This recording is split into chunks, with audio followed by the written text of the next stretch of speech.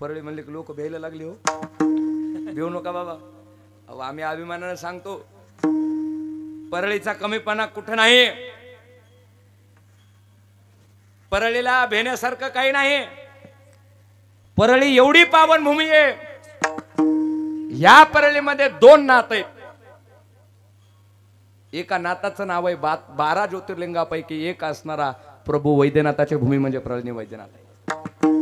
परळी म्हणजे काय? परळीची माती किती पवित्र आहे.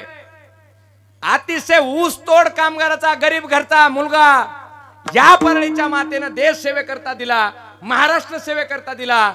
त्या गोर गरीब कुटुंबातल्या लेकराचं नाव आहे स्वर्गीय लोकनेते गोपीनाथरावजी मुंडे साहेब. हे साधे माणसं आहेत काय?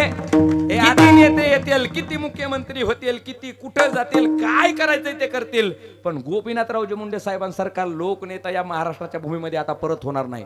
आता मुख्यमंत्री होतील, काय व्हायचंय ते होतील हो, पण गोपीनाथरावजी मुंडे साहेबांसारखा नेता आता या महाराष्ट्राच्या भूमीमध्ये होणार नाही. काय त्या साहेबांचा अधिकार आहे मी सांगतो. गोपीनाथरावजी मुंडे काय, अरे ज्याला प्रत्येकानं 33 कोटी देवांबरोबर आपल्या हृदयामध्ये स्थान दिलेले असा एकमेव जर कुठला नेता असेल तर त्या नेत्याचं नाव आहे स्वर्गीय लोकनेते गोपीनाथरावजी मुंडे साहेब. प्रत्येकाला आठवण येते काय करावं. आता वाटतंय ज्यांना मोठं गोपीनाथरावजी मुंडे साहेबांनी केलंय ते बी तसली येडे खुळे काळे ते त्यांच्याबद्दल चिखल फेकतात. अपकारी लोक इथे. ह्यांना जगाच्या पाठीवर ह्यांनी केलेली गदारी. चित्रगुप्त घुंगराची काठी घेणार तेव्हा तू तर नुसतं 2 नंबरचे धंदे करीत होतास. तुला गोपीनाथरावजी मुंडे साहेबांनी एवढं मोठं केलं, एवढा वाईट असून तू आणि पुन्हा तू त्यांच्याबद्दल अपशब्द बोलतो. वाजली घुंगराची काठी कुणाला?